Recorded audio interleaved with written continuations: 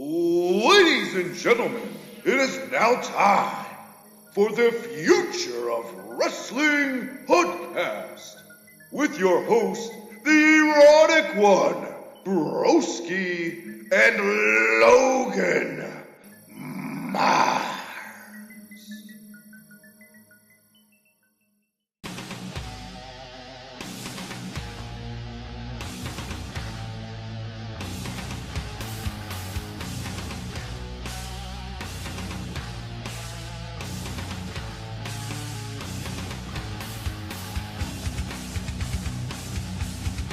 Future of Wrestling podcast is here for another week of Logan and Broski giving you the entertainment of the day. We wasn't going to come alone, but we brought what should be the most exciting show to the internet besides Kayfabe Today and besides Slam Pigs podcast. Of course, we were originally going to do the NXT review. I fell asleep because of all kinds of issues, but that's fine. That is fine. We still have an action-packed show. And you can follow me on Twitter at LoganMyers144. And my brother from another mother, Broski. Welcome again, sir, to Future Wrestling Podcast. Where can they check you out, and how have you been? I've been very good, Logan. I've had a strange week, but a good week. You can find me on Twitter at MTLBroski, which actually, a quick, self-congratulations to myself, or put myself over, which I never get accused of. But, yeah, my Twitter's been popping recently. I just want to thank everybody for who comes and checks out and interacts, because, I'm already at 500,000 impressions this month, which, when I looked at it yesterday, blew my fucking mind. I didn't realize that many people looked at my Twitter feed. But it makes sense. When I went back and I started looking at the interactions on my different shows, and people have just been really supportive recently, so it's less about putting myself over, besides the humble brag about the 500,000 impressions. But it's more about thanking everybody for supporting the stuff I do. I really appreciate it. And if you'd like to support with more than just clicks, you could do so at patreon.com/FTITM and prowrestlingtees.com/FTITM. Completely optional, of course. How are you, Logan? Half the impressions were actually me on Twitter, just letting the girls know. Just hitting that F5? Just refreshing my page? Yep. Yes, I did. Thank you, Logan. You deserve it, pal. Do you have 1,700 email addresses, so all my subs are you as well? Hell yeah. My God, what a fucking legend. Go follow Logan on Twitter right now.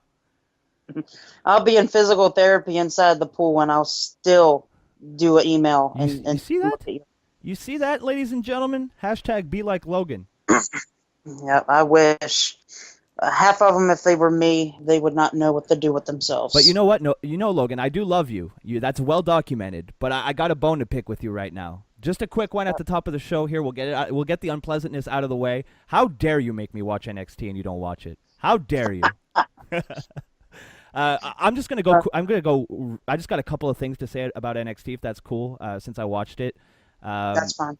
This week was a little bit boring. It was mostly just a recap of TakeOver with a couple of matches thrown in. One of which was Peyton Royce versus this country girl. I don't remember her name. It's gonna take me a while to learn everybody's name. But I actually really liked the country-looking girl. I liked her. She kind of had a different look than everybody else. But Peyton Royce is fucking garbage. Why is she in NXT? Why? Is it because she's hot? Because she's hot. She's got a nice body.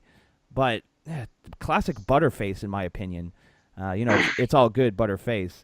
I just don't think she's very good. And she went over the country girl, which is ridiculous because the country girl looked like she could have murdered her. So that was kind of lame. I didn't really like that. I'd like to see more. I really don't. I got to learn her name so I don't just keep calling her country girl. But I want to see more from her. She was like the bright spot in that match. But the thing I really want to talk about real quick here was the tag team match. I didn't watch the UK tournament. I don't really pay much attention to the UK scene just because I don't have enough time to look at all that stuff with WWE, since that's what our shows focus on. But Pete Dunne and Tyler Bate started their match with a good 5 minutes of mat wrestling, and it was fucking beautiful. It was absolutely inspiring. It reminded me of wrestling back in the day when I was a kid, where it wasn't just about flipping and high impact moves and all that. There was some technical mat-based wrestling, and we don't really see that anymore. We got a small glimpse of that with Rusev and Gable a couple of weeks ago on SmackDown. That really went over with everybody in our circle, and I think pretty much everybody on Twitter pretty much agreed that it was one of the best wrestling matches that we'd seen in a long time. And this was no different. This tag team match, for those of you who might not have seen it, I highly recommend it. It was Tyler Bate and Trent Seven. Yeah, that sounds right. Or was it Pete Dunne and Trent Seven? I can't remember. And I don't remember all the participants. But I remember Pete Dunne and Tyler Bate. Just go watch a bunch of their matches. I promise you. I think it was Wolfgang. Was it Wolfgang? Oh, yes, that's it.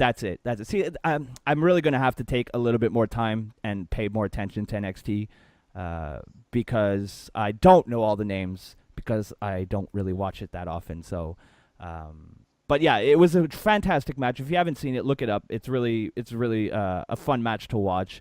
And it gives you a good idea of what people like myself and Travis and Logan have grown up watching before everything became about flipping over the top rope. And, Yeah, that's true. Back when sports entertainment was wrestling, basically, is what I'm trying to say. That is definitely true. And one thing I have to say is everybody knows Pete Dunne, everybody knows Tyler Bates, but Wolfgang is one of the most underrated talents in the UK scene, so that's a name that you definitely want to get familiar with. And I didn't realize that the match started. The night started off with a No Way Jose match that never really got started because he got attacked. I didn't realize how over No Way Jose actually is in NXT. Like, he got a really healthy pop, and people were dancing to his theme music, and I didn't realize he was. Is this a new thing? Like, I didn't, because the last time I saw No Way Jose, it seemed like people didn't give a shit. And that's the crazy part and they also want to move him to either Monday Night Raw or SmackDown Live. And I say it's too soon. I think so too. I know the chant's over. I know like the gimmick's over and everything. But come on now, some people just need to stay on NXT longer than expected. I mean, I think Bobby Roode has been longer than No Way Jose now. I'm pretty sure. Yeah, probably. I think No Way Jose was there before Bobby Roode, right? He may have been, I think but so. still. I'm not sure, but yeah. I can't remember. But yeah, it was, it was more of a recap of Takeover than an actual NXT show. So it was kind of, I'm not gonna lie, I was a little bit disappointed. I was looking forward to watching an NXT show. And not a recap of which, let's be honest, was a fantastic pay-per-view, fantastic takeover. But I already saw it, and I was looking forward to seeing things kind of progress. And I understand why, they were going to film an NXT in Brooklyn. I understand that, and I understand that they were going to recap it. But I just, I wanted to be in Full Sail. I wanted, to watch a real NXT show, which to me is in Full Sail. So it was a little disappointing, but the tag team match more than made up for it. I really enjoyed that. And so, there was rumors that they were bringing in some of the guys from the UK, but I thought it was going to be on Takeover. But I guess they also wanted to do some of their tapings, so it's kind of understandable. Yeah, exactly. You got to do them, right? Got to get them tapings done. So yeah, that's my quick thoughts on NXT. Well, like I said, I'll get back to NXT next week, hopefully, unless we have an old school show to do. We'll have to figure out what we're going to do yet. But moving along, we are going to start this nice little YouTube video off with Hot Seat segment of the week. And I know, Broski, you kind of like this segment. So hopefully I got 2 good questions for you. Let's hear them. All right. So you got 30 seconds to answer and explain your answer to each of the questions. So question number 1, can you take Jason Jordan seriously since starting the storyline as Kurt Angle's son? I take him seriously as an athlete. As a character, not really. He reminds me a lot of Apollo Crews, just a guy that smiles. His gimmick is, besides being Kurt Angle's son, it just feels like he's nothing more than a smile and a kind of a shitty promo. I think Chad Gable was the promo guy. That's why they put Jordan and Gable together in the first place, because Jordan was kind of weak on the mic. And I think we're seeing that more and more as time goes on. And his booking recently is actually he's on a two loss streak right now. He lost at SummerSlam, and then he lost against Finn Balor at Raw on Monday. So I don't really know what they're going, and if they're trying to build him up as some sort of legitimate threat or somebody the fans are supposed to get behind. I've said it before, I'll say it again, nepotism doesn't work. People don't like that shit. So, no, I don't, as of right now, I don't really take him seriously. I don't think he's a threat to any kind of title or any kind, I don't even think he's a mid-card threat, to be honest, right now. I'm very disinterested in Jason Jordan.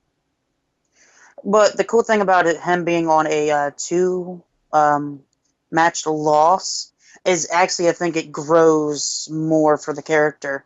Yeah. I don't think he needs to be booked like a Kurt Angle when Kurt Angle first came into the WWE. Right. He needs that rub where he has to be able to take a loss and actually build on it. And that is something that is going to be looked at in the near future. There's just one thing that concerns me about this direction of him starting a losing streak already, and it's not so much like wins and losses hurt because, let's face it, wins and losses don't really matter in 2017, although they should.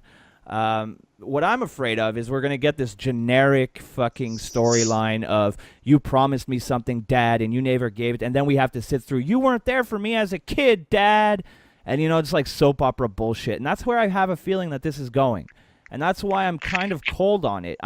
Should I maybe keep a more open mind about the storyline? Sure, maybe, but history dictates that I'm probably right, and I'm not really invested in the relationship between Jason Jordan and Kurt Angle at all. So the next question, because I might actually have some breaking news for you. Uh-oh. Who is more important in WWE right now? John Cena, Randy Orton, or both? I think without a doubt John Cena. For the simple fact that John Cena and Randy Orton are very similar in a way that they've been there forever, kind of locker room leaders in a way. The only difference, and I mentioned this before we started recording, is that Cena cares and Orton doesn't. But I know you're going to drop some news here, and that maybe kind of changes my perception of Orton a little bit in a good way. So maybe we should just put out that news right now and then discuss it after. Well, apparently on Twitter right now, it's nothing's like a fact. Well, but it's from Twitter, so take it with a grain of salt. Well, it's actually a message from Travis saying that Rusev has asked for his release from the WWE via a tweet. And he says, "I want to thank WWE front office and everybody involved. Thank you." So it's hinting at a release for Rusev and Lana.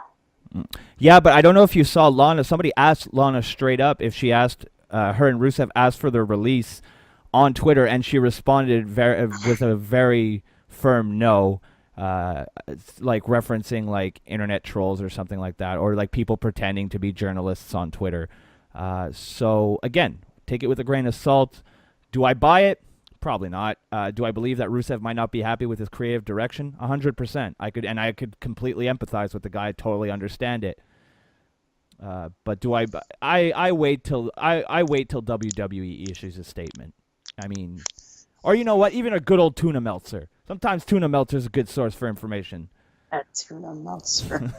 Well, I guess we could start off this week talking about the Randy Orton is frustrated with creative. He wanted a longer match at SummerSlam to put over Rusev, and also wanted a longer WWE Championship reign. I can buy that. I can buy that he would want a championship reign longer than what was given. That's Randy Orton. I buy that 100%. Just because of the backstage stuff on Orton, the kind of his attitude issues in the past. I could see that. Well, but like you mentioned, I can also believe that he wanted to put Rusev over. I think that a lot of the WWE talent recognize how good Rusev is. And I think we can both agree, Logan, that he's not being treated with the respect that he deserves. If you give Rusev a chance to shine, he will. I'm almost 100% sure of it. But it's clear that he did something, or there's something perceived about Rusev, and there's some heat on him. He got injured, then he came back to a feud with John Cena that meant nothing and lost. He didn't look particularly weak in that match, but he didn't particularly look strong either. So No. it's just one of those cases where it's like everybody except Vince McMahon seems to know how good Rusev is, but the old man makes the decisions. So, I don't know. I hope not. I hope this is just rumors, and I hope Lana, answered truthfully and that they didn't ask for their release. Could I see them being asking for the release? Yeah, totally. I could. But I'm hoping that that's not the case because I really enjoy Rusev when he's on TV and when he gets a chance. I think he would have been more over than what we are getting currently with the WWE Championship with that one dude. I can't even say his name. I know his name. I just don't want to say it because I'm not a fan of his. Jinder Mahal! Broski just ruined it for me. Don't hinder the Jinder, brah. I gotta hinder the Jinder. I'm not a big fan of him. I love Jinder because he makes wrestling fans very angry. And don't get me wrong. I think that's a good thing. Yeah, that is awesome. It is. Like, he's getting the reaction. This is the thing that a lot of people don't realize is, why are you pushing somebody that's getting a negative reaction if he's supposed to be getting a positive reaction? Example, Roman Reigns. Well, for one, WWE and Roman Reigns do not give a shit what you think because he's getting a reaction. Yep. Plain and simple. The days of baby faces getting cheered and the heels getting booed and that mattering in WWE is over. As long as you're making noise, whether it be positive or negative, they don't care. They do not care what you chant. They do not care what you put on Twitter as long as you're reacting. Because if you're reacting, it's working. Now, whether or not that's the intended reaction on WWE's part is pretty irrelevant because you're still making noise and you're still buying the tickets to express that. So it really doesn't matter. And I love these people on the internet who clearly are young and who are clearly not as intelligent or as smart to the business as they think they are, who ask questions like, well, why would you push a guy who isn't getting over? If you're booing Jinder, he's getting over. And Jinder gets booed like a motherfucker. So all you people who saying that this Jinder Mahal experiment is failing, take your personal feelings, put them aside for a second, and think about that. And just watch. And more so than watch, listen. Just listen, and you'll realize how quickly you're wrong. It's crazy. He doesn't even have to be out there to get booed. No. The Singh brothers can come out, and they will get booed just because they know, oh, shit, he's coming out. And you know what? I like the Singh brothers, and let me tell you why. I like the Singh brothers because they're small. They're small dudes, but they keep helping Jinder out. They're perfect heat magnets. When they need to take a big bump, they'll take the big bumps. Punjabi Prison comes to mind. And when you have this little... They remind me of J&J Security, to be honest, with Rollins. That is true. And I love J&J Security. They remind me of this, not to the same level, but they remind me of the Stooges back in the Attitude Era. Who didn't love to see Pat Patterson and Jerry Briscoe get their ass kicked by Stone Cold Steve Austin? Now, I'm not comparing the two by any stretch of the imagination, but there are similarities between those factions. So it's Jinder gets a lot of shit for nothing. Just because he was a jobber and then 3 weeks he was the champion. Okay, maybe it doesn't make sense. But nothing in WWE makes sense anymore. So who cares? How are you going to know somebody's a main event star if you don't at least give them an opportunity? Exactly. And that's what they did. And then the same people who are shitting all over Jinder will cry, piss, and moan when their favorite babyface isn't getting the push they feel they deserve. Like I feel like a lot of wrestling fans need a hell of a lot more self-awareness. It's okay to complain. It's okay to say you don't like something. But when your points are so weak, maybe you should just delete your account. That's my advice to a lot of you people on Twitter. Just delete your account and don't talk to me. I don't know what's about. Like I think wrestling fans just don't like me because I don't pander to them. I've gotten 4 fights in 4 days with 4 different wrestling fans over an opinion that I really didn't think was controversial at all. And that's social media, I guess. But I enjoy myself. That is. It's just ridiculous. I mean, I didn't mean I went way over 30 seconds, but I guess I had a lot to say about Jinder. Well, we're actually moved on to the Future Now news, but you're good. You're good. You're good, broski. You're good. Don't worry. I barely know where I am, Logan. We could also start the Tomers conversation about Asuka being injured with a broken collarbone. She is officially out 6 to 8 weeks, and she also relinquished the NXT Women's Championship and teases a main roster debut. Let's talk about that. All right, again, I don't mean to make this the show about hating on wrestling fans, but goddamn, the amount of people who were putting the fact that she was still undefeated over the fact that she got injured.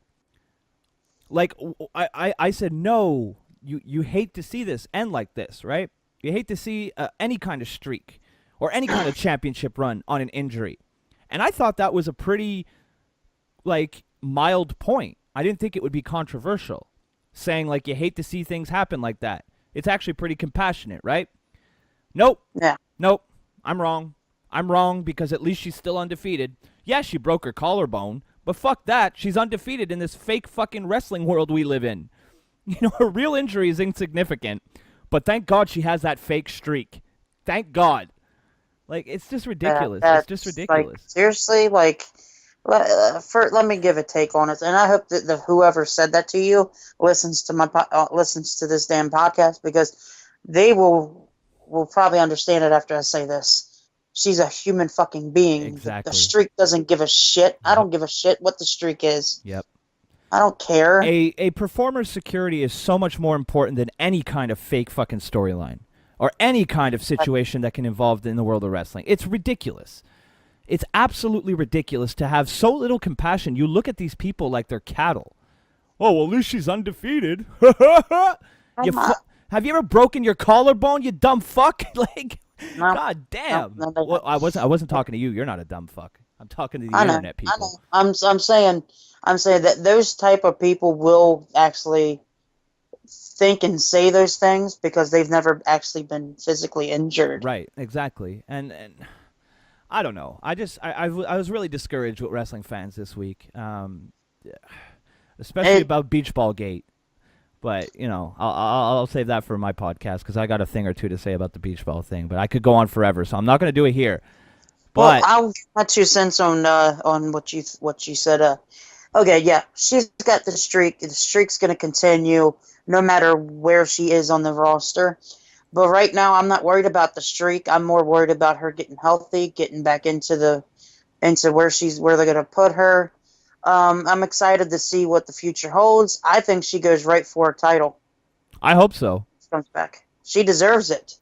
And that's another thing. People are already shitting on her run. They're already shitting on her main roster run, and we don't even know for sure she's going to the main roster. No. But I will say, on the NXT Takeover kickoff show, Sasha Banks did get to talk about Asuka. And I actually did say, well, she hasn't faced me yet. So, and now Sasha Banks is the title holder. So, yeah, I could see it. Oh, I could see it too. But can we give WWE the benefit of the doubt?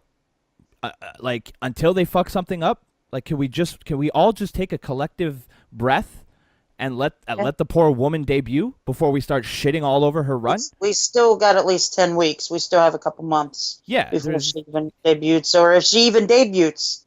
Exactly. It could be a hint.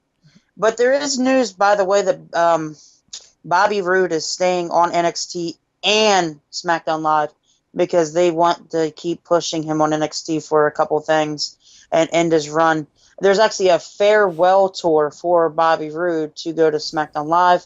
And it is true, Bobby Roode will be a face going to SmackDown Live. So, do you think Shinsuke Nakamura... This is just a small little... I'll go back to the hot seat segment here. Right. Do you think Bobby Roode or Shinsuke Nakamura beats Jinder Mahal for that title? The thing about Nakamura that I think is holding him back, that a lot of people don't want to admit, but it's the case, is when he came out that first night, he got completely exposed on the mic. And we all know Vince McMahon likes two things: really big guys and great talkers. And Nakamura is neither of those. Now that He's gotten a lot better on the mic in I recent agree. weeks, I think. I agree. I completely agree. And that's not me being a dick to Nakamura. I think it takes tremendous guts to leave your home, leave your country of origin, fly across the world, learn a completely different language in a completely different country, and be on TV. I think Nakamura is probably one of the most courageous wrestlers in history. It's not an easy transition. I mean, there's people in Quebec who don't speak French or don't speak English, and they can barely function. And this guy can go across the fucking world and become a legitimate star. So that's not me taking anything away from Nakamura at all. I think his promo is going to hurt him in the eyes of Vince McMahon. Now, as far as Bobby Roode, I think out of the two, Bobby Roode would have the best shot. Because in Vince McMahon's eyes, I believe he sees Bobby Roode as a more complete package than Shinsuke Nakamura.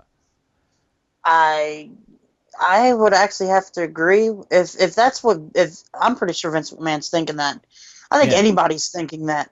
Any backstage agent that sees take a look at Bobby Roode, you look at any of his work on even in TNA, you see a complete package. You see like a familiar face like a Ric Flair or a Triple H. You see something that can be like a complete package, a complete star.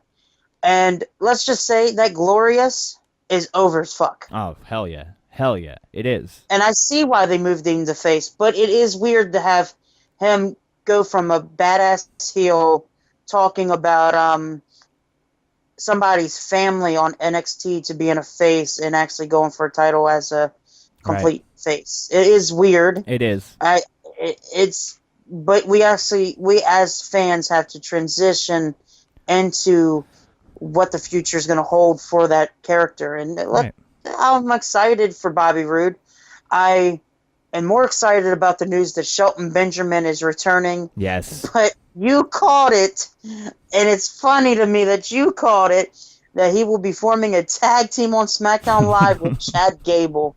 You and Travis both called it the very first night that Jason, I remember, I'm pretty sure the same night that Jason Jordan came out on Monday Night Raw as the son. SmackDown. Oh, yeah, sorry. Yeah, sorry, go ahead. I thought you were talking about his debut on SmackDown. Sorry, go ahead. No.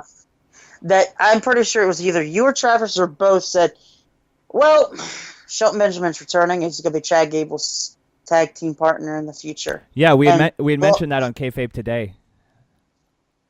It's crazy. You both said it, and it's going to happen. And I'm not all against it. No, because I can see Chad Gable needs a tag team. I want to see him as a singles competitor in the mid-card division, but right now you got your AJ Styles until he transitions back to that WWE champion, and until KO transitions back to that champion as well, Chad Gable needs a tag team. Yeah, I agree. And not just Chad Gable, but SmackDown and the tag division in general needs some fresh blood. It definitely needs some face blood. I think they have good heels right now. Yeah. But now you have your Usos, you have the Ascension, you have Primo and Epico, unless they actually requested their release too. I'm not sure, but the one's injured. I think they got released, no? No, they haven't been released yet. I think Primo is injured. Oh, okay. He's out like 6 months, I think. Oh. Until you mentioned it, I completely forgot that they were a thing. I completely forgot about both of them. And then there's rumors of Authors of Pain actually coming on one of the brands and doing what Bobby Roode's doing, but actually staying on NXT longer than Bobby Roode. I think that's a good thing. I think NXT and the main roster needs tag teams bad right now. Really bad. Because all the releases, and this is one thing I'm curious to see when Sanity comes up.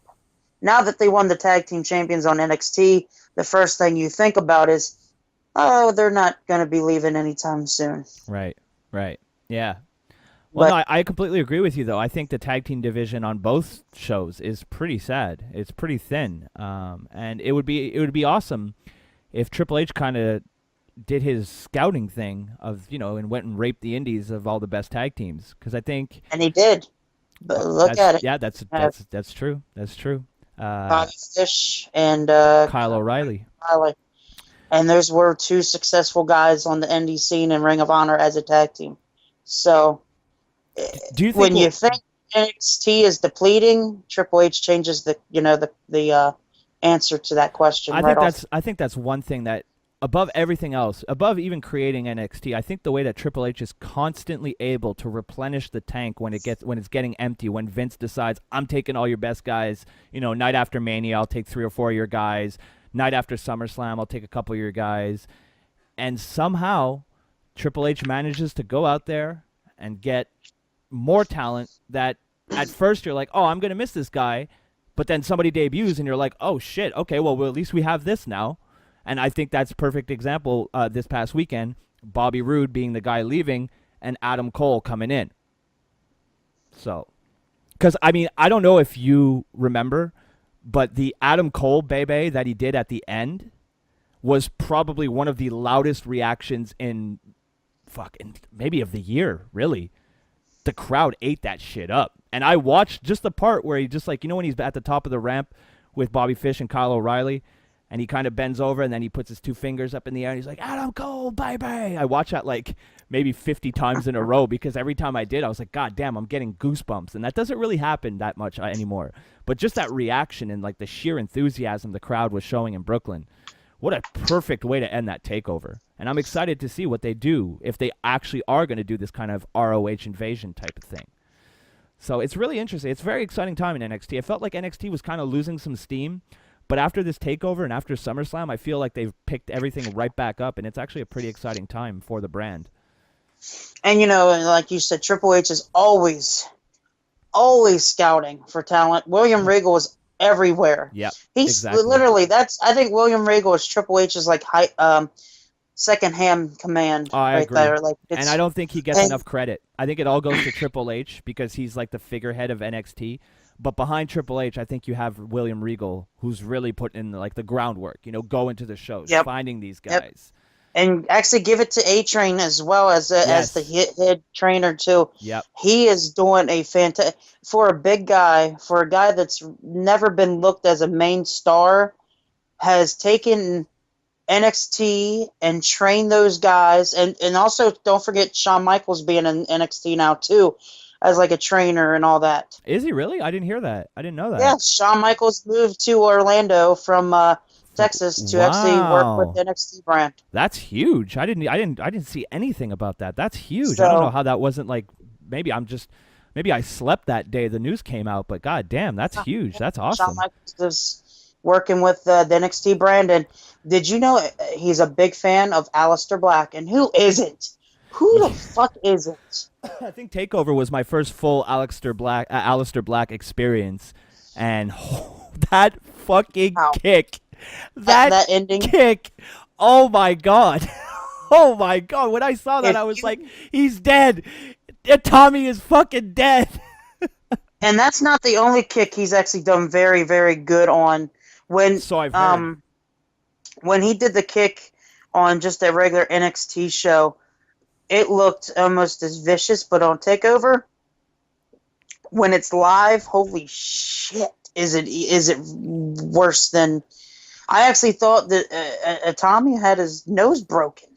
Well, no lie. During the match at TakeOver, at one point, I thought he was out because he looked like he took a bump with his forehead. Like he wasn't supposed to, but he was just fucking out, and he took a bump right on top of his head. Like he was on his knees, and I think Aleister kicked him or something, and he went to slouch down, but he looked like he was completely out. Either Tommy is the best modern day seller of our generation, or he was legitimately knocked out. Because I wouldn't take a bump on my forehead if I wasn't knocked the fuck out. I wouldn't do it. And I would say Hideo Itami is actually really good. Hideo Itami, my bad. The only reason I'm correcting you is because last time you tried to say it, everybody was giving you shit, so I thought we'd turn that into a meme. Well, my bad. It's... I still love you, Logan. No, you would do this to me when on 205, but Jack Gallagher, whatever, they had the announcer one week called Jack Gallagher, and then the next week he called Jack Gallagher. Yeah, I know, it's So confusing. me and Kristen, like, literally, we were watching 205 Live while on Skype, and we both said, did he just say Gallagher? And then when Jack Gallagher won, he said Gallagher. I'm like, who the fuck is it? Well, this is just confusing now. Like, we both called it at the same time, and it was funny. Yeah, no, I agree, yeah. But I've also heard the announcers call Hideo and say Hideo instead of Hideo Itami. Hideo. Tommy. I'm just saying the Tommy. Yeah, just say Tommy from now on. You're going to kill the meme. God damn you. You're too smart for me, Logan. But no, he is really good on the mic. I'm a big fan of him on the mic. He's not bad. Tommy or Black? Tommy. Yeah, I haven't heard too much, but yeah, I agree. I haven't heard a promo out of Black. I've never heard a promo out of him yet. I'm actually curious to see how he does on the mic. Everybody is really pointing to him to be like the next Gangrel. I could see that. Like, I could see character-wise, yes, but like in-ring abilities, way better than Gangrel. Yeah, I agree. I mean, like I said, that was my first real experience watching an Aleister Black match, and I'm really looking forward to the next opportunity to see it. And I'm sorry if I'm talking a little bit weird here. I have a mouthful of roast beef. I apologize. Oh, goodness, you're gonna make me hungry. But no, that's good. We're gonna go and move on to Big Cass being injured with a torn ACL meniscus. It was first reported that he was out 6 to 7 months. It is now being reported that the meniscus tear was worse than what they thought. He is officially out 9 to 12 months. Ooh, really? I didn't hear that. God damn, I hate that. Man, that was heartbreaking to watch. That was absolutely heartbreaking to watch. Because you can see the frustration. You can see it on his face. Especially when he's going up the ramp and he keeps putting his head down. I'm like, fuck, dude, that sucks. My heart went out to him. I get it. And I actually read something as a fan. I hate seeing the fans say this because it makes our fans look pathetic pieces of shits. Right. But when I saw that somebody said that, well, Travis said it, but Travis tried to do it in like a positive way. This is going to help him in the long run. But when somebody said, oh, I'm just glad he's fucking injured and off my TV screen, you are a pathetic piece of shit. Well, the difference between what Travis said and what this other person said is that... it's definitely different. It's like he may need this in the long run, but it is sad that his injury happened. Just look in at the long run. Just look at for a recent example, and just for those of you who still might not grasp what Travis meant, look at the New Day. The New Day was getting really stale. Then Kofi got injured. They went away for a while. And even I'm a big New Day fan. I absolutely love the New Day. I have since they started, even before everybody kind of started cheering. I just love their entrance. I love them together. I think they have great chemistry together. And even I was starting to get sick of the New Day. And then they went away for a while. And when they came back, it was like, oh, nice, the New Day's back. And I have a feeling that this feud with Big Show, this feud with Enzo, hurt Cass. It hurt him. And the fact that he's going away now, I'd rather him be healthy. I'd rather he be in the ring on Monday night. I'd rather he be continuing his career the way he wants to do it. But kind of happened at a good time for him, because I don't think this program with Big Show and Enzo was doing him any favors. And now it moves Enzo Amore on to 205 Live in the Cruiserweight division. Exactly. And so when Big Cass comes back, now you can actually say, finally the feud's over and Big Cass can move on to bigger and better things. Exactly. He does need to, while he's injured, he needs to take this time to work on his promos. WWE needs to work on his entrance music. I'm not a fan of it. It's so bad. It's so bad. I can't, and don't get me wrong, dubstep is a very good, it's people... No, it's not. I'm just kidding. To a certain extent, like, for example, my brother, he listens to dubstep. He does this, like, dancing. It's not dubstep dancing, but it's dancing that is he like a pop popular. Does he pop and lock? No, it's kind of different. Like he can actually like bone break and stuff. Oh, crap. So Jesus. so like there's this like move that he does called the Scorpion, and I always ask for him to do it when he does competitions because the fans and the crowd reaction is way better than a Roman Reigns reaction. But what I'm trying to get at is the entrance music that he has, Big Cass. It's some people need dubstep because of the character of them needing like that kind of music, but he needs a big badass type song, like kind of like Baron Corbin, what Corbin's old song has. That's what Big Cass needs. Yeah. And he needs to stop smiling. He does, and he needs to lay off a bit on the spray tan. Just oh a my bit. gosh. Did you see his chest that one week? Yes. It looked like it looked like the black off my headset. My phone looked like Big Cass's chest. I don't know right? what happened. Him and Shane have been especially orange the past couple of weeks. Shane is okay, but Big Cass was way too black. Go back to SmackDown, not this past week, the week before when he had that promo in ring with KO and Styles. Go look at his orange meter. It's nowhere near respectable amounts. But the difference between Big Cass and Shane McMahon is Shane McMahon does go to a lot of beaches, so it is kind of familiar. It is kind of similar to like a tan. Look at this! Look at this Shane McMahon mark trying to defend his hero. Hey, I'm Shane McMahon. I'm messing with you, dude. But Big Cass, oh my gosh, that was... Yeah, he gives Donald Trump a run for his money. Snooki. Yeah, Snooki too, yeah. Snooki, definitely. All right, so I actually have the segment that we both love. It is my favorite segment on our regular show is Sink or Swim. And I got 4 names to throw at you, but the first 2 is who will sink or swim out of these 2 names? Bobby Fish or Kyle O'Reilly? Oh, God. Well, I think they're going to be a tag team, honestly. So they better both swim. Or do you mean if like they go on their own? If they go on their own, who do you got? Well, it's kind of hard for me to answer this question because I've seen significantly more of Kyle O'Reilly than I have of Bobby Fish. So, I mean, just by default, I'm going to have to go Kyle O'Reilly. But I believe that both have the tools to succeed. So. I think they both have like a hidden gem in them. They both have a hidden potential. Yeah. And that's one thing that you...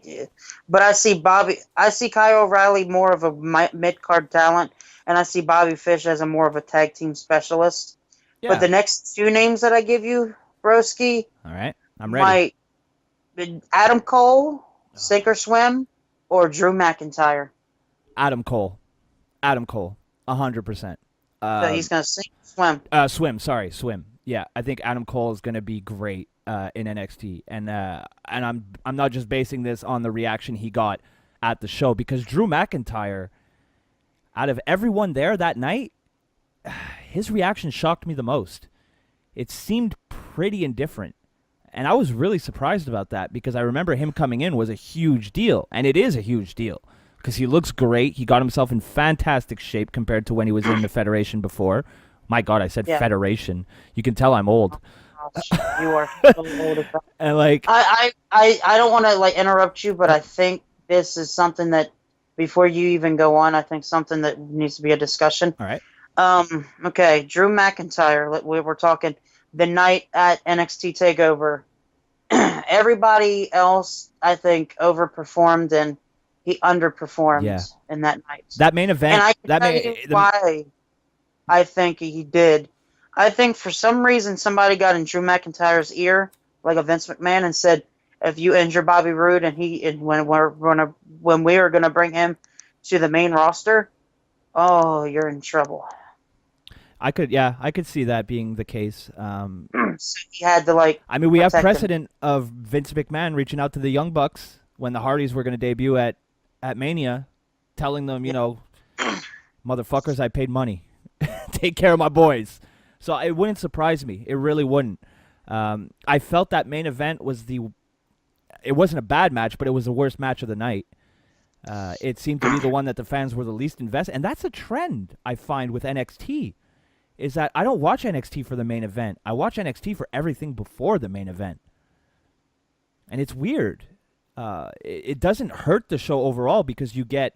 I mean, that takeover, I'm still, dizzy from how good it was. It had been so long since I watched a wrestling show, and I was just like, I have nothing negative really to say. And any negative that I do have, I really have to look for it. It's not like watching Raw where the negative is, in your face for a good 2.5 hours. Of just dumb decisions and poor booking. NXT is solid. Their takeovers anyway. I'm going to start watching their week-to-week programming, but their takeovers they're always so good. Yep, most definitely. Seems like NXT Takeover is like the WrestleMania every time. Yeah, but I do think that Adam Cole is going to get over huge, more so than Drew McIntyre. It's not taking anything away from Drew McIntyre. But personally, if I'm going to put my opinion out there, I prefer watching Adam Cole over Drew McIntyre. I like Adam Cole so much. I even watched it when he joined the Bullet Club, and we all know how I feel about the Bullet Club. That is true. That is true. I just see Adam Cole looks just like a world champion. And he's just dipping his toes in NXT. The only thing about Adam Cole that makes me nervous in WWE is that he's as tall as I am at 5'11". It's the only thing that worries me. Only thing. And I think that's why they paired him up with Bobby Fish. That's pretty much exactly, from what I've read online, that's exactly why they were put together. Huh, and I didn't read that. That was just literally my opinion. That's just you knowing your shit, Logan. You're not my host on this show for nothing. I don't let someone lead me into battle willy-nilly. I did my research. Well, I'm pretty sure you probably talked to Travis. Pretty much. Pretty much. He put you over. How good is this Logan? Well, what about this Logan kid? I trust him. So Best for Business is our last segment of the day. This segment is a new segment debuting on Future Wrestling Podcast. We have multiple ways of talking about certain subjects, including it to this segment, so it might be a fun and a fan favorite in the future. Definitely pun intended on the future comment. Here's a couple ways we could talk about certain subjects in this, Best for Business way of booking a talent. If you had to sign a certain talent in the indies, we usually talk about what if, technically. We're going to talk about the potential of what Bobby Roode can do in the future now that he's moving on to the SmackDown roster. All right. Where do you see Bobby Roode going? I, for one, think booking him on NXT as a helping hand to Drew McIntyre's what the future is going to hold for when he stays on NXT for a little bit longer, and kind of transition into a face and still be in NXT, because it would look so stupid for a heel to be on NXT and a face on main roster. Right. So I could see so many feuds, and I think SmackDown Live has tons of heel talent. So I'm the first person I hope that feuds with Bobby Roode is Rusev. So I hope he's not actually leaving. That's actually what I was going to say as well. Well, see, two minds think alike. And Dolph Ziggler's not a bad name. Say what you want about what he's been pushed. He can actually go in the ring, and he's a really good seller. So I thought he did a great job with Nakamura. I thought he did as Nakamura's intro feud. I thought he did a great job because Dolph, although sometimes a little cartoonish, the guy can sell like $1 million. Yeah, anything anything, like any move. It's funny because even a DDT, he sells it like just perfect. Yeah, he's one of the best sellers that WWE has, and it's hard with Ziggler because I was a big fan of Ziggler when he was with Vicky Guerrero. When he was in that feud with Zack Ryder for the US title in like 2011, I think it was. I was a huge fan of Ziggler, and then as the years progressed, and then he had that the Money in the Bank cash in, which was huge, and the fans really reacted well to that. Took it off Del Rio. That was great. And then after that, he got injured, and then it just seemed that like the luster off Dolph Ziggler wore off, and then they never really used him in any prominent way. Sure, he may have had a couple of high-profile matches here and there. I think he had a couple with John Cena, but besides that, I feel bad for the guy because he is very talented. He does kind of strike me as maybe being a little bit of a dick backstage. He's always been said as a dick. Yeah, so to a lot of people, he's like this generation's version of Randy Orton when Randy Orton first came in. Yeah, all right. That cocky shit. Yeah, but we hadn't really proved anything or had proved enough at that point to earn that, ego. Yep. That is true. You're 110% right.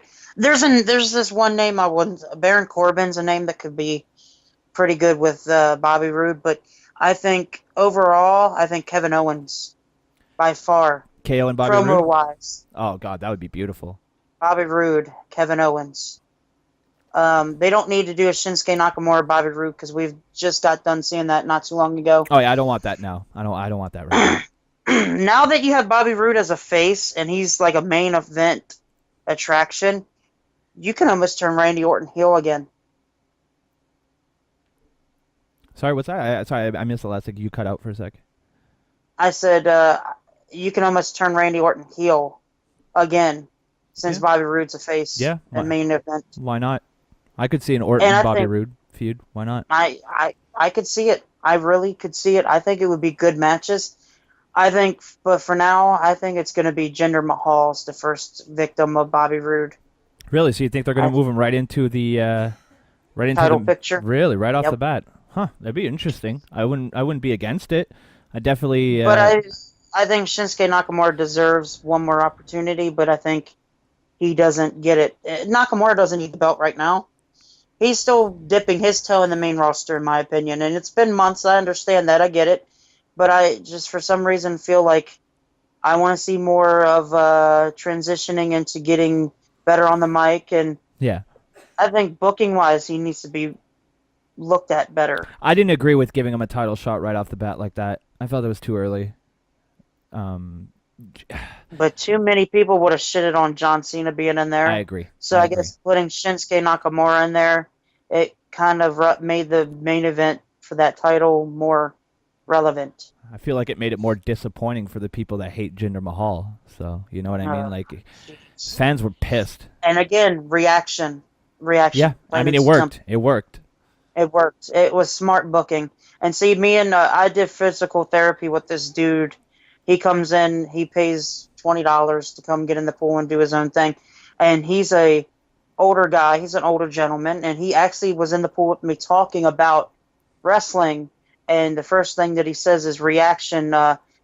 And just take it for instance, Rowdy Piper. Reaction. Right, yeah. Almost. Yeah.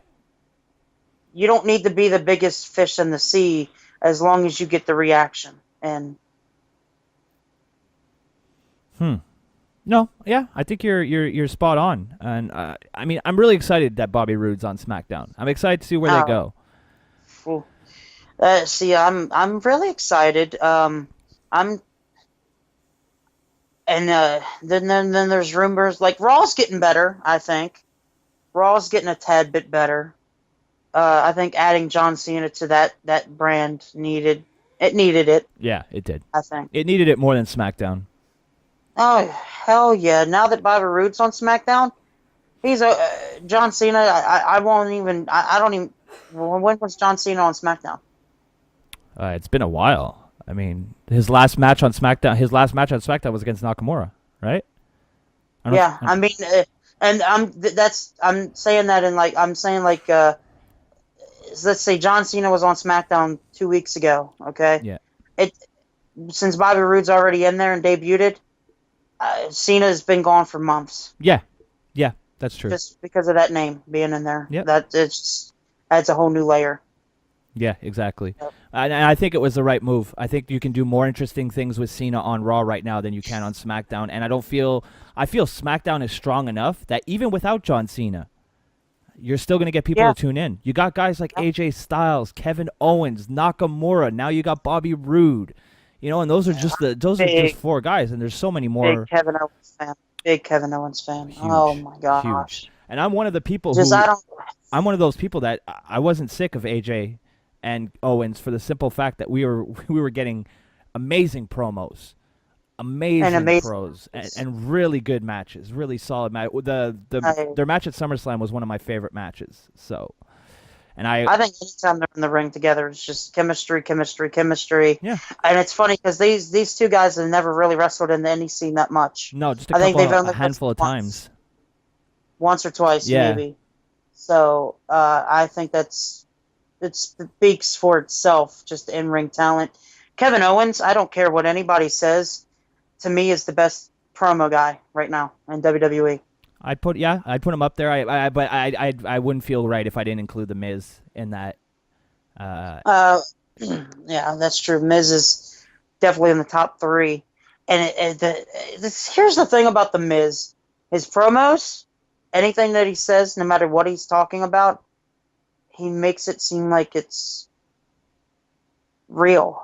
Just go back to Monday night, like it was something was eating at him, and that made that promo just. There was some truth behind the words he said on Monday night. That he doesn't feel respected, and that he doesn't get the opportunities he deserves because of people like Cena. There was some truth behind that, and that's why I think it was so good. No doubt about it. No doubt. There's no way it's not true. At some way, shape, or form, The Miz is one of the most underrated talents that the WWE has. And look where he came from before he came to the WWE and to what he's become. He is, to me, a couple years ago when it was The Rock and John Cena was like overlooking the whole Cena The Miz.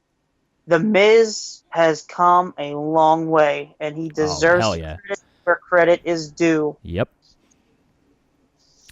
Miz is one of the guys who I absolutely despised, and he's completely won me over. I love the guy. I think he's one of the best talents they have. Yep. Turn your career around from being a tag team specialist to botching women, the Divas search. Yeah. To having a pretty underwhelming WWE Championship run. To just becoming, besides the... Do you remember that awful babyface run that he had? Where he actually got over. Like, people were cheering him, but I was just like, this is insufferable. This is not who he's supposed to be. Like, and that was just funny. Yeah. I remember those days. Yeah. He's come a long way. He's I don't care what you say about The Miz. I don't care if you're a fan of him or not. You cannot say anything negative about the guy, what he's doing for the business. And I think he's came a long way, even after what happened with him being like what Enzo Amore happened backstage with him, Chris Benoit kicking him out of the locker room, to being one of those guys that you can sit in that same locker room and say, hey, I don't despise the dude because he's killing it in the business. Exactly. This is a guy who got kicked out of the locker room. And now he's a guy that you kind of look up to in the locker room, I think. Exactly. I think a couple guys do. If I was a young guy in NXT and I had access to The Miz to talk to him, I'd sit there and I'd ask him questions about promos, timing, emotion, because he's one of the guys that displays all of those things on a regular basis, as opposed to, and I hate to pick on the guy because I do a lot, but Roman Reigns, who has, the emotional range of a rock. There's... And that's no pun intended to his family either. Yeah. Oh, just shit. I didn't even intend that. That's how next level. That's how next level my comedy is. See, like I agree. Like so, The Miz is that guy who overtakes and overdoes anything that Roman Reigns could do. Yeah. And see, this is part of the main reason why I'm a big fan of The Miz is because he came from nothing to not knowing anything about the business to being one of those guys who you have to ask questions to about the business because he's been around this long. He's been around longer than anybody. Like, hasn't he been? It's been like at least 10, 11 years now, right? That The Miz has been around? Yeah. I'd have to say if it's not that, it's getting close. See, and that me and Travis talked about this. I know we're going on and on, but this podcast has been fun. I don't care. Alicia Fox has been in the WWE longer than JTG, and it's been over 10 years. Yeah. Jesus Christ. How? I don't know. I have no idea. Maybe Vince thinks she's hot because she looks like Rihanna. I don't know. My gosh. I don't know. But The Miz has come a long way. He deserves all the credit that he's learned over the years. He's become that veteran guy who, to me, can put on a good match with anybody almost now. Yeah. So I agree. And he can go out and he go toe to toe on the mic with anybody. And anybody. And more often than not, he'll school them. So. Yep. And kind of like Kevin Owens. Yep. Exactly. Those two guys are just great. Just amazing. Kevin Owens, though, has got to be number one. The Miz is number two right now, I think. Yeah. After God, they both had such strong promos on their respective shows this week. That's a tough one to call, you know. Tough. I just think Kevin Owens just. I'm gonna give the edge to Owens for the simple fact that AJ Styles called him a bitch, and I really wasn't expecting that. So even though it has nothing to do with Kevin Owens' actual promo, overall, I enjoyed that segment more because I was not expecting something. You know what I mean? Like, do you understand where I'm coming from? Like, the promo on Raw was good. It was very good. There was some real emotion, but it's what I expected. You know what I mean? Like, it was very good. Like, you can expect something and still appreciate it. Whereas when there's a little something unexpected, even if it's something simple as AJ Styles dropping a bitch, I'm just like, oh, we're not used to that anymore. Ooh, I'm invested. Yep. You know, like. And only a certain a handful of guys. Yeah. Can be called can say you're a bitch. Exactly. You're not going to see some rookie from NXT come up and cut that promo. And if they do, you won't see him next week. This was because it's AJ Styles. So. Most definitely. And Kevin Owens does come off as a bitch on character-wise. Yeah, and he's supposed to, so that's fine. And it works. And Kevin Owens can put on a good match with anybody as well. You got to look at that too. But I think his strong suit is his words. Yeah. And that's another guy that. It's funny because I like watching. I watched the Kevin Owens documentary. Oh, the DVD. I didn't get to watch the whole DVD, but I got the first look. Oh, okay. And when he said that he learned English from Jim Ross on commentary. Yep, he did. That is awesome. That's why when he was first learning English, instead of saying if someone walked through a door and was coming down the hallway or something, KO would say coming down the aisle, and he thought that slobber knocker was a common term that English speakers used all the time, and not just this one wrestling announcer from the South, because JR is the only guy I ever heard say slobber knocker, you know. So it's really funny that, because I mean, I was pretty much born speaking both English and French, but I honed my English. My English is better than my French because I watch so much English TV. So there is some truth to that you can, if you're young enough and you're willing enough, you can absorb and start to learn a language by watching TV. A girl I used to date came from Poland and didn't speak any English whatsoever, and she learned how to speak English by watching The Simpsons and being on the internet. So that's funny. So there is some truth to that. You can't see people say TV's a waste of time, but you can learn things. Not, and you can learn things. You can learn entire languages, Logan. Yep, and he did, and he's come from not knowing anything really about English to excelling at it. Yep. And the town that he's from, Marieville, is incredibly French. It's very, very French. So, that's another feather in his cap, if you ask me. And he doesn't even sound French when he speaks English either. Sometimes some things sometimes he says, sometimes you can hear I'll it. be like, oh, there's that Quebec accent. There it is. Yeah. But well, you would catch that more than I would. Probably, yeah, because I hear it all the time. But it's just kind of like that. It's kind of that thing where you hear a guy from your neck of the woods. KO's my boy. He's from my neck of the woods. He's walked the same streets that I've walked. So there is that little bit of that Quebec pride there with Kevin Owens. Yeah, so. Definitely. But when you do hear it, it's like, oh, I kind of like that accent. Yeah. Yeah, you're like, it's like I'm home. So I just like I said, there's so much good happening in the WWE right now. There's some stuff that you just question and some stuff that you just sad about. Well, the frustrating thing is it's just the creative. The talent roster in WWE, if you combine it with NXT, is probably the most stacked roster they've ever had. Yeah. And I'm including Stone Cold, Undertaker, The Rock in that. In terms of guys who can go and who can work and who can put on 5-star matches if you let them, this is probably the most competitive locker room in the history of the WWE. Mm-hmm. And that might be a controversial, opinion to some people, but I stand by that. And I have to agree with you to a certain extent on it as well. Yeah. Damn right you do. So much talent right now. Oh, it's incredible. And even the cruiserweight division. I actually talked to the guy when I was in physical therapy, and I was just like, first person I had to mention about learning that he's a really good on the promos is Neville. Oh yeah. I completely agree. So who knew? What a hidden gem. What a hidden gem, man. Yep.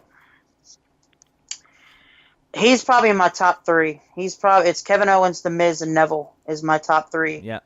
I wouldn't have on the mic. I wouldn't have too many arguments to counter you with for those 3. I mean, I don't have any will to argue with you. I pretty much just agree with you straight off the bat. They're the 3 guys who, when they're on the mic, I listen and I pay attention. Number 4 has got to be Enzo Amore. So now I see exactly why. And I know you watched 205. I know you watched Cruise Control last night. You listened to the podcast.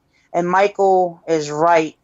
Pound for pound on the mic, if you want to bring a spark to that division, Enzo Amore is that guy. Yeah, somebody asked me if Enzo moving to 205 Live was a good thing, and I think it's mutually beneficial. I think Enzo's entrance can wake people up during the 205 Live tapings. He's super over, so it makes sense. The only thing is I'm afraid Enzo's going to get exposed in ring. Michael said it too. I don't think he can hang with the likes of a Cedric Alexander, a Rich Swann, a Grand Metalik, these guys, and certainly not with a Neville. He doesn't have to face them. There's plenty of guys like a Tony Nese that he could face that isn't high flying. That's true. Drew Gulak's another guy. Brian Kendrick's not that big of a he's not high flyer. Huge high flyer. Yeah. So these guys can just they can just wrestle Enzo. Yeah. It doesn't have to be a full-fledged. So I think the guys that like pound for pound high flying is guys that Enzo's not going to be facing. Yeah. So I think it'll be all right. I think it's good for the division. Let's be honest. He wasn't going to do anything on Raw. So. And speaking of cruiserweights, I think there's another guy that's really come a long way, and it might be a hidden gem as well. Drew Gulak. I agree. I saw on the promo wise. Oh my gosh, he's not bad. I saw Drew Gulak in a small show in Toronto for Smash Wrestling, and it was one of the best independent matches I've ever seen. I love Drew Gulak. I love his style. I like that he's kind of like an old school wrestler. He's a wrestler. He's not a sports entertainer. He's a wrestler. And in WWE, I think that might hurt him. But as far as just pure wrestling skills, I completely agree with you. I'm a big fan of Drew Gulak. A little bit bland for my tastes. I like a more charismatic kind of guy. But doesn't take away from his ability in ring. And it's a shame that we don't get to see that displayed as much as I personally like to see. I tried finishing my sentence there. I've said it since day one. I think the cruiserweight division is stacked with guys that could be that could hold that title. I'll completely say that. I think all of them could be a guy that all of them, from Grand Metalik to Cedric Alexander to Tony Nese, even could hold that title and have a good run with it. I think it's stacked that any of them could hold that title, and I wouldn't be upset. I wouldn't be frustrated, because unless it's Brian Kendrick, then I would just be pissed off. Yep. Fair enough. Fair enough. I'm very excited about the future. Now,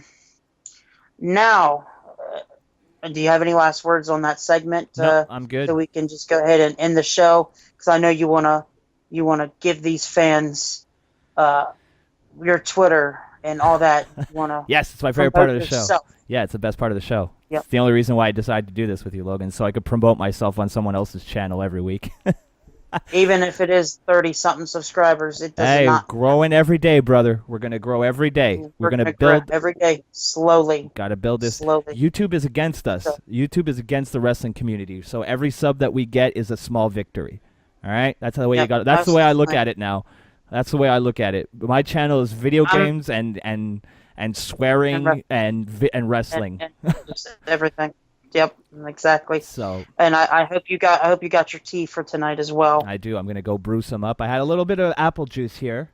I had a little apple juice here for this episode because I'm an adult, and I like my appy juice.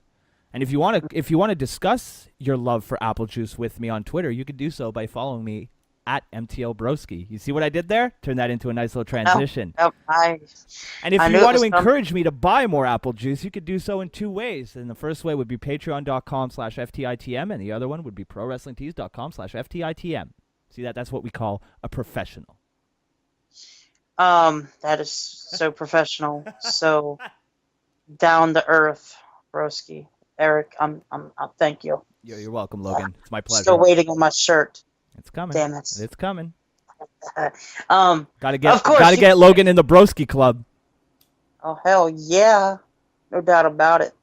Don't forget, guys, Old School History of Ric Flair is coming. We will be recording it on 9/8/17, September 8th. And then on September 15th, Old School History of Undertaker, Kane, and Paul Bearer will be coming out. So, I think the Old School Edition shows is going to bring the subscriptions to the channel. I think it. I have that feeling. I can feel it too. Talking Old School. I can feel it. I have a feeling. But don't forget, on October 6th, Old School is coming back with the history and prediction show for the Hell in a Cell pay-per-view. On November 13th, Old School comes back again with the history of Survivor Series. We have Kurt Angle coming next year. We have Chris Benoit, the good, bad, and the best of Chris Benoit. And the Old School history of the Royal Rumble comes in January. Everybody's going to be excited about the Old School editions of Future Wrestling Podcast. But you guys can check me out on Twitter at Logan Myers 144. And this has been the Future of Wrestling Podcast. Please hit the like, subscribe, and just be entertained by what we bring to the table of podcasting wrestling. Yeah, or else we're going to come to your house and me and Logan are going to beat you up. I feel like ending the show on a threat is always a good thing. I will be doing that. I will steal your girlfriend. Oh, shit. They will come live with me. Big Daddy Logan all up in this bitch. Hell yeah. Keep your girlfriends away.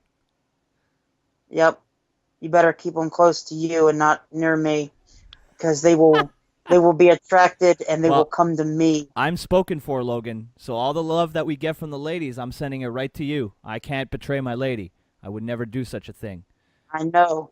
And I wouldn't actually do this to you. So I will not be coming for your lady. Only the people that is listening to this podcast. I hope not, because if you went after my lady, I'd be single in record time.